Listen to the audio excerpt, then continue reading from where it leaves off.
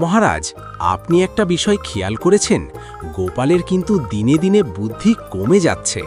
তাই নাকি মন্ত্রী? এটা তো ভেবে দেখিনি। সত্যি নাকি? গোপাল, তোমার বুদ্ধি কমে যাচ্ছে? মহারাজ, বুদ্ধিমান মানুষের কখনো বুদ্ধি কমে না।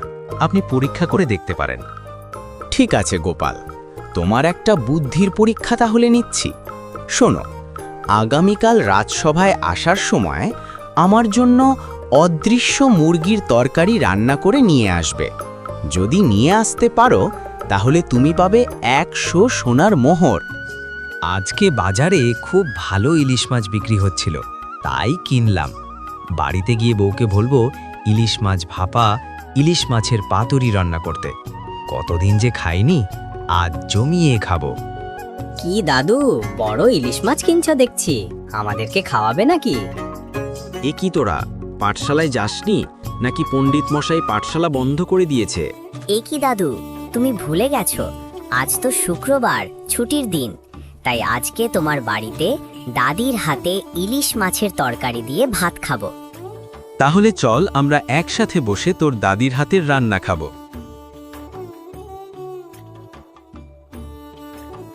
আব্দুল্লাহ, বলতো অদৃশ্য মুরগি কাকে বলে, বলতে পারবি? গোপাল দাদু, যে মুরগি দেখা যায় না তাকে অদৃশ্য মুরগি বলে। ঠিক বলেছিস। এই অদৃশ্য মুরগি রান্না করে কালকে মহারাজ মন্ত্রীর জন্য নিয়ে যাব। বলছো কি দাদু? অদৃশ্য মুরগি? তুমি তো দেখতে পাবে না, কিভাবে রান্না করবে? এটাই হলো তোদের গোপাল দাদুর বুদ্ধি।